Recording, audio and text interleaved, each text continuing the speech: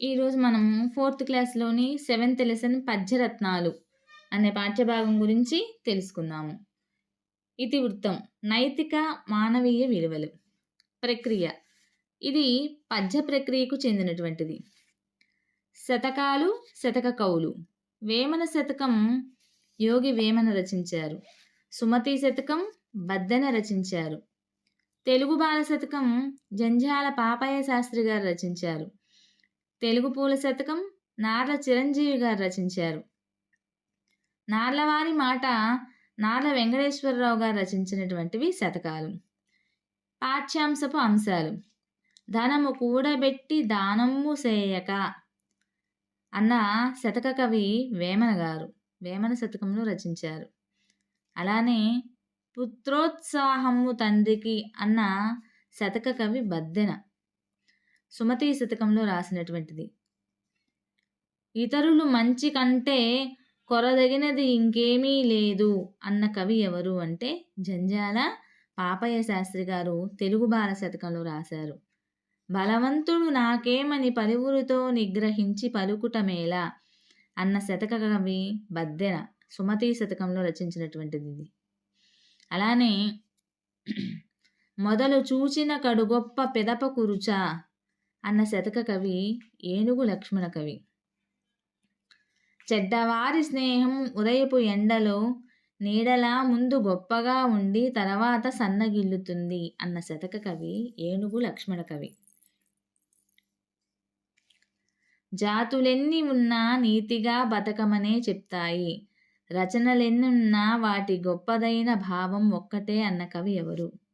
నార్ల వెంకటేశ్వరరావు గారు. నార్ల వెంకటేశ్వరరావు గారు నార్లవారి మాట అనే శతకాన్ని రచించారు.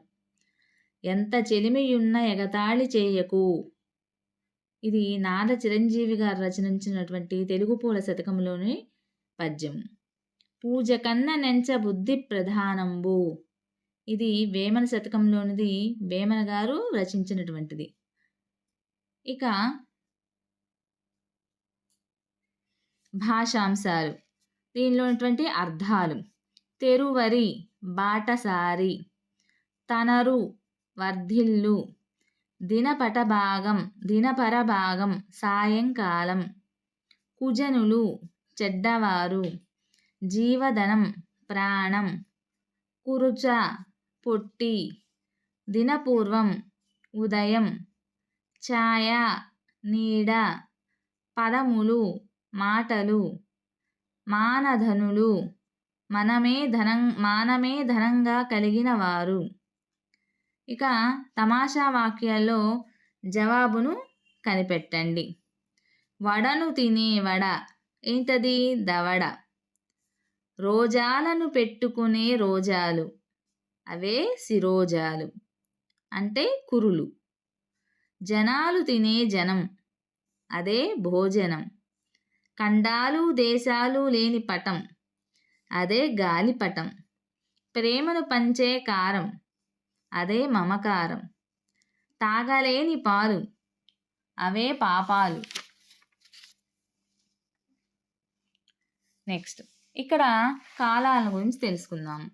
భూతకాలం, జరిగిపోయిన పనిని గురించి తెలియజేసేదే భూతకాలం. వర్తమాన కాలం, జరుగుతున్నటువంటి పనిని గురించి తెలియజేసేది వర్తమాన కాలం. భవిష్యత్తు కాలం, జరగబోయే పనిని గురించి తెలియజేస్తుంది భవిష్యత్ కాలం. ఉదాహరణకి ఇక్బాల్ బంతి ఆట ఆడుతున్నాడు, ఇక్కడ ఆట ఆడుతున్నాడు కాబట్టి అది వర్తమాన కాలం. సింధూజ పాట పాడింది అంటే పాడటం అయిపోయింది కాబట్టి అది భూతకాలం. రవి మామయ్య రేపు కొత్త బట్టలు తెస్తాడు, ఇక్కడ తెస్తాడు అని ఉంది. తెస్తాడు అన్నది ఏంటిది? తెచ్చింది అన్నదంటే భూతకాలం, తెస్తూ ఉంది అంటే వర్తమాన కాలం. తెస్తాది అంటే తెస్తాడు, తెస్తుంది అంటే ఇంకా చేయలేదు ఆ పని, చెయ్యాలి కాబట్టి అది భవిష్యత్తు కాలం కింద చెప్పుకుంటాము. కోతి కొబ్బరి చెట్టు ఎక్కుతున్నది, వర్తమాన కాలం. మేము నిన్న సినిమాకి వెళ్ళాము, భూతకాలం. నానమ్మ వచ్చే సోమవారం శ్రీశైలం వెళ్తుంది, భవిష్యత్తు కాలం. జోసఫ్ రేపు విశాఖపట్నం వెళ్తాడు, భవిష్యత్తు కాలం. ఇక ఈ మాసపు గేయం వీరగంధం. కవి త్రిపురనేని రామస్వామి గారు. ఈయన 1887లో జన్మించారు. 1943లో మరణించారు. సూత పురాణం, పల్నాటి పౌరుషం మొదలైనటువంటివి ఈయన యొక్క రచనలు. త్రిపురనేని వారి బిరుదు కవిరాజు, హేతువాద రచయిత. అంతేకాకుండా ఈయన రాసినటువంటి వీరగంధం అనే పాఠ్యభాగము దేశభక్తి ఇతివృత్తంలో కొనసాగుతూ ఉంటుంది. ఇక గేయాంశాలు. వీరగంధం తెచ్చినారము వీరుడెవ్వడో తెలుపుడి, పూసిపోదుము మెడను వైతుము పూల దండలు భక్తితో అనే పంక్తులు వీరగంధం అనే గేయంలోనివి. మన జాతి ఉనికికై శ్రమించినటువంటి వీరులకు గంధము పూసి భక్తితో పూలమాలను సమర్పిస్తాం అని గేయం ద్వారా చెప్పబడుతోంది. తెలుగు బావుట ఎగరవేసినటువంటి కొండవీడు వీరత్వం చూపినటువంటి గండికోటను చూపినప్పుడు తెలుగు జాతి యొక్క గొప్పతనము, వీరత్వము తెలుస్తుంది అని వివరించారు కవి. తెలుగు బావుట కన్ను చెదరగా కొండవీటను నెగిరినప్పుడు, తెలుగు వారల కత్తి దెబ్బలు గండికోటను కాచినప్పుడు ఈ పంక్తులు వీరగంధంలోనివి. ఇక ఈ మాసపు కథ పేను నల్లి. పేను నల్లి కథ నీతి చంద్రిక నుంచి గ్రహించబడినది. ఒక పేను రాజుగారి మంచంలో జీవిస్తూ ఉండేది. ఒకరోజు ఒక నల్లి పేను దగ్గరికి వచ్చి ఒక కోరిక కోరింది. నువ్వు నాకు ప్రాణంతో సమానం అని పేను నల్లితో అంది. అప్పుడే కాచిన నెయ్యి, పిండి వంటలు, మత్తుపానీయాలు, సువాసనా ద్రవ్యాలు తినే రాజుగారి రక్తం రుచి చూడాలి అని మంచం మీద ఉండనిస్తే నా కోరిక తీరుతుందని పేనుతో నల్లి తన కోరిక చెప్పుకుంది. సరే, సమయానుకూలంగా రాజుగారు నిద్రపోయినప్పుడు మెల్లగా నీ కోరిక తీర్చుకో అని చెప్పగా నల్లి కుతూహలంతో రాజుగారికి కొంచెం మెలకువతో ఉన్నప్పుడే కుట్టేసింది. రాజుగారి లేచి దీపం తీసుకురండి, నన్నేదో కుట్టింది, వెతికి చంపండి అని అనగానే నల్లి గబగబా వెళ్ళి మంచంలో దాక్కుంది. పేను వేగంగా వెళ్ళలేకపోయింది.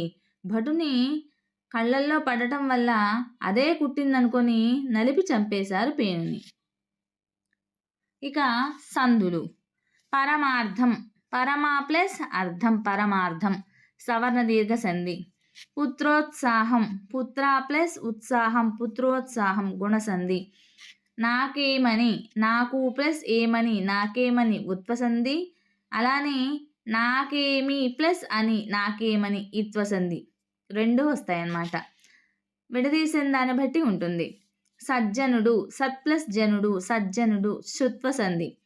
చెలిమి ఉన్న, చెలిమి ప్లస్ ఉన్న, చెలిమి ఉన్న ఎడాగమ సంధి. సరసమంతా, సరసము ప్లస్ అంతా, సరసమంతా ఉత్వసంధి. నెక్స్ట్ సమాసాలు. పద్యరత్నాలు, రత్నాల వంటి పద్యాలు కాబట్టి అది ఉపమాన ఉత్తరపద కర్మధారయ సమాసము. పరహితము, పరులకు హితము అది షష్ఠీ తత్పురుష సమాసము. కుజన సజ్జనులు, కుజనుడు మరియు సజ్జనుడు ద్వంద్వ సమాసం. జీవధనం, జీవము అనేది ధనం రూపక సమాసం. మానధనులు, మానమనే ధనం, మానమే ధనంగా కలవారు బహువ్రీహి సమాసం. పరమార్థం, పరమమైన అర్థం విశేషణ పూర్వపద కర్మధారయ సమాసం. ఇక అలంకారం. నదులు ప్రవహించు, గోవులు పాలిచ్చు, చెట్లు పూలు పూయు ఇవన్నీ కూడాను వాటి వాటి స్వభావాన్ని కలిగి ఉన్నాయి కాబట్టి మనం స్వభావోక్త అలంకారంగా చెప్పుకుంటాము. సో టీచర్స్, మీకు కనుక ఈ వీడియో నచ్చినట్లయితే ప్లీజ్ లైక్ చేయండి, షేర్ చేయండి, సబ్స్క్రైబ్ చేయండి, సపోర్ట్ చేయండి టీచర్స్. మీరు చేసే సపోర్టే మాకు ప్రోత్సాహకరంగా ఉంటుంది. సో ప్లీజ్ సపోర్ట్ చేయండి. మీ సువర్ణ టీచర్.